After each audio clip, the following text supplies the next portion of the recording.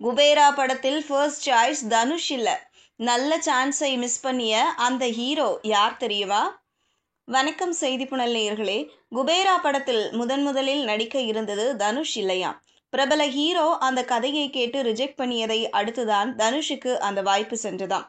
சேகர் கமுலா இயக்கத்தில் தனுஷ் நடித்த படம் குபேரா.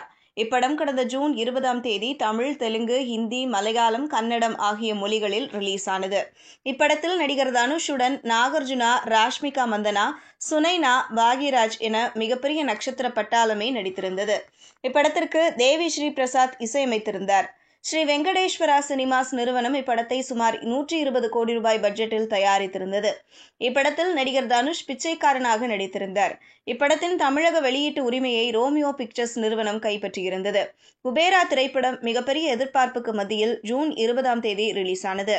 ஆனால் படத்திற்கு தமிழ்நாட்டில் கலவையான விமர்சனங்களே கிடைத்தது.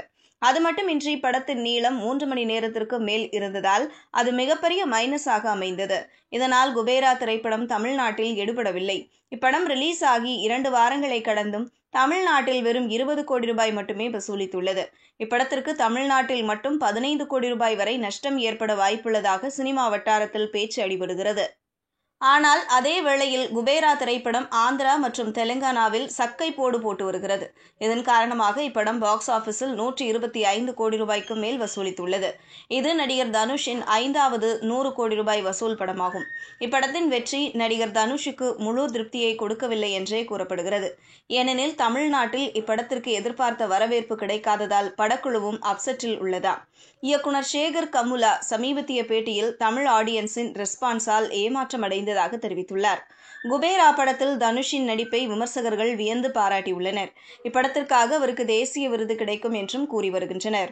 முன்னணி ஹீரோக்கள் செய்ய தயங்கும் விஷயத்தை நடிகர் தனுஷ் அசால்ட்டாக செய்துள்ளதாக ஏராளமானோர் கூறினர். இந்த நிலையில் குபேரா படம் பற்றிய ஒரு ஆச்சரிய தகவல் வெளியாகியுள்ளது. அதன்படி இப்படத்தில் நடிக்க இயக்குனர் சேகர் கமுலாவின் முதல் சாய்ஸாக இருந்தது தனுஷ் இல்லையா. அதன்படி குபேரா படத்தின் கதையை இயக்குனர் சேகர் கமுலா முதலில் விஜய் தேவரகுண்டாவிடம் தான் சொன்னாராம்.